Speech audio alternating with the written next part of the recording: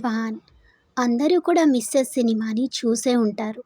ఈరోజు ఆ మూవీ గురించి కొన్ని విషయాలు మాట్లాడుకుందాం.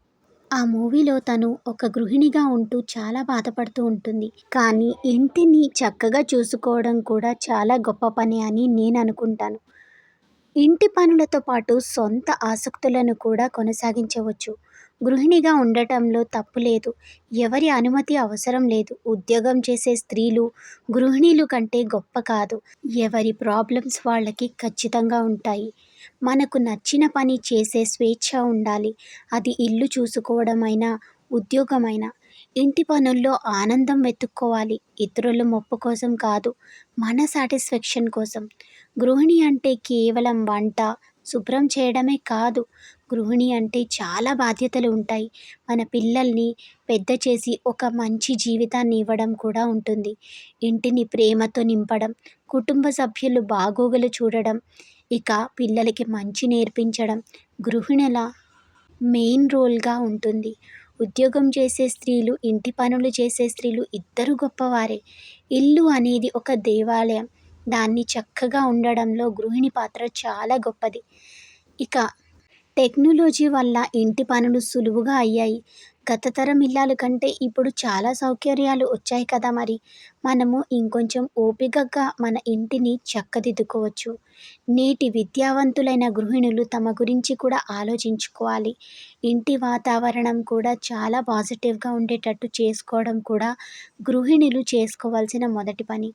వారికి అనేక పాత్రలు ఉంటాయి. పిల్లలకు టీచర్గా ఉండొచ్చు, కుటుంబానికి తోడు నీడగా ఉండొచ్చు. గృహిణులు ఎల్లప్పుడూ ఖాళీగా ఉండరు. ఎన్నో పనులు చేస్తారు.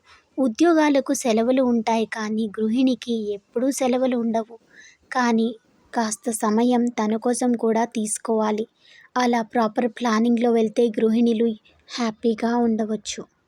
ఎన్ని ఇబ్బందులు ఉన్నా కుటుంబ సభ్యుల ముఖాల్లో చిరునవ్వు చూడడం చాలా ఆనందాన్ని ఇస్తుంది.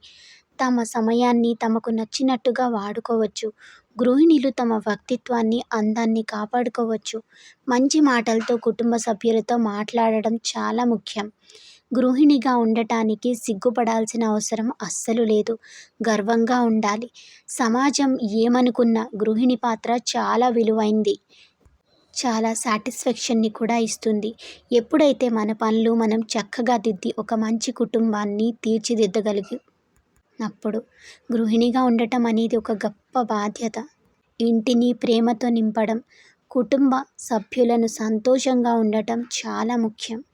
ఇక మనకి ఇంకొక చాయిస్ లేకపోయినప్పుడు, గృహిణిగా ఉండాల్సిన వచ్చినప్పుడు ఆ పనిని చాలా చక్కగా నవ్వుతూ చేసుకుంటేనే దాంట్లో ఆనందాన్ని వెతుక్కోవచ్చు. అలా కాదు అనుకొని బయటికి వెళితే చాలా సమస్యలు ఎదుర్కోవాల్సి వస్తుంది.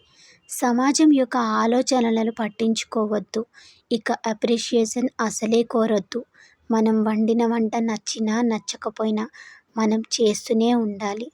ఇక మిగిలిన సమయంలో మనకి నచ్చినట్టుగా జీవించాలి. గృహిణిగా ఉండటంలో గర్వపడాలి. ఇలా మీరు చేసే పనిని ప్రేమించండి. ఒక మంచి కుటుంబాన్ని మీరే తయారు చేసుకోండి. మీకు ఈ వీడియో నచ్చిందా? నచ్చితే please like, share and subscribe. Thanks for watching. Me opinion comment సెక్షన్లో తెలియచేయండి.